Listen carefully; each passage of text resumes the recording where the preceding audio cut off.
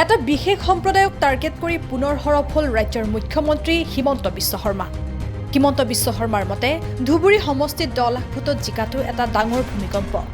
হিন্দু লৰায়ো ধৰ্ষণৰ দৰে অপৰাধ কৰিব পাৰে, কিন্তু এটা সম্প্ৰদায়ৰ লোকে অপৰাধ কৰিবলৈ সুযোগ পাইছে। অপৰাধীৰ কোনো ধৰ্ম নাই, কিন্তু বিগত 2 মাহত এক বিশেষ সম্প্ৰদায়ৰ লোকে 2 বছৰত নকৰা কাম কৰিবলৈ আৰম্ভ কৰিছে। ধুবুৰীৰ এখন কোচ ৰাজবংশীৰ গাঁৱৰ ফিল্ডত এটা সম্প্ৰদায়ৰ লোকে শৌচ পেচাব কৰিবলৈ লৈছে। এটা সামান্য পৰিৱৰ্তনতে এনেকুৱা সলনি। ডাঙৰ পৰিৱৰ্তন হ'লে কি হ'ব? গুৱাহাটী যোৰহাটত কিবা হ'লে প্ৰতিক্ৰিয়া হ'ব ধুবুৰীত, য'ত আমাৰ মানুহ সংখ্যালঘু। বিস্ফোৰক মন্তব্য ৰাজ্যৰ মুখ্যমন্ত্ৰী হিমন্ত বিশ্ব শৰ্মাৰ। প্ৰথম কথা, অপৰাধীৰ কোনো ধৰ্ম আৰু জাতি নাই, তাত কাৰো কোনো ক'বলগীয়া একো নাই। এইটো নহয় যে এটা বিশেষ সম্প্ৰদায়ৰ মানুহে ধৰ্ষণ কৰে, আন এটা সম্প্ৰদায়ৰ মানুহে ধৰ্ষণ নকৰে, মই সেইটো কথা আমি নকওঁ। কিন্তু এটা কথা আমি দেখা পাইছোঁ যে যোৱা 2 মাহত এটা পাৰ্টিকুলাৰ ৰিলিজিয়নৰ সৈতে জড়িত মানুহে আগত যোৱা 2 বছৰ নকৰা কিছুমান কাম তেওঁলোকে কৰি আছে। যেনে যোৱা পৰহি দিনাখন আমাৰ হাতত এটা খবৰ আহিলে, গাঁৱৰ মানুহে কমপ্লেইনো দিব পৰা নাই। ধুবুৰীত এখন কোচ ৰাজবংশী গাঁও আছে, সেই গাঁওখন চাৰিওফালৰ পৰা বিশেষ সম্প্ৰদায় এটাই আৱৰি ৰাখে। যোৱা কিছুদিনৰ পৰা সেই গাঁওখনত কোচ ৰাজবংশী গাঁওখনৰ খেলপথাৰখনত গৈ সেই বিশেষ সম্প্ৰদায়ৰ মানুহে শৌচ পেচাব কৰে।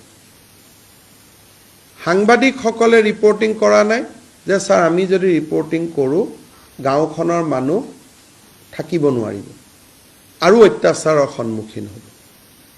অৰ্থাৎ মানুহকেইজনৰ নিৰাপত্তাৰ কথা চিন্তা কৰি সাংবাদিকসকলে জানিও কথাটো ৰিপৰ্ট কৰা নাই।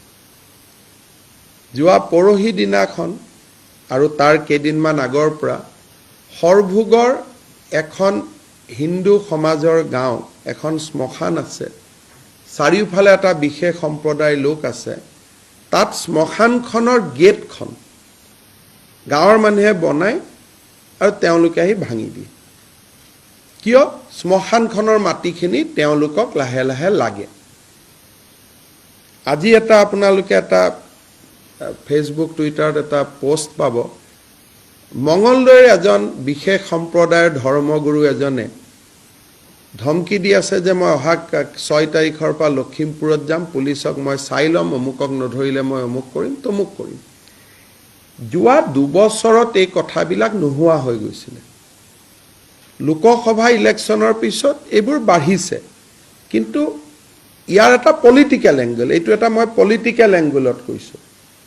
আৰু ক্ৰিমিনেল এংগলৰ পৰা আমি ব্যৱস্থা ল'মেই, কিন্তু পলিটিকেল এংগলৰ পৰা অসমৰ ৰাইজে চিন্তা কৰিব লাগিব যে এটা সামান্য পৰিৱৰ্তনতে তেওঁলোকৰ যিটো সাহস, যিটো নাছিলে, ইমানখিনি সাহস আমি দেখা পাইছোঁ। ডাঙৰ পৰিৱৰ্তনৰ ফালে কেতিয়াবা ৰাজ্যখন গ'লে সাধাৰণ মানুহ যে থাকিব নোৱাৰা হ'ব, এই কথাটো ৰাজনৈতিকভাৱে সচেতন কৰাৰ আমাৰ দায়িত্ব। কিন্তু পুলিচৰ সন্মুখত কালি এনেকুৱাও হ'ব পাৰে যে কোনোবা এজন হিন্দু ল'ৰাও ৰেপত ধৰ্ষণৰ গোচৰত নলবাৰীত পৰিব পাৰে।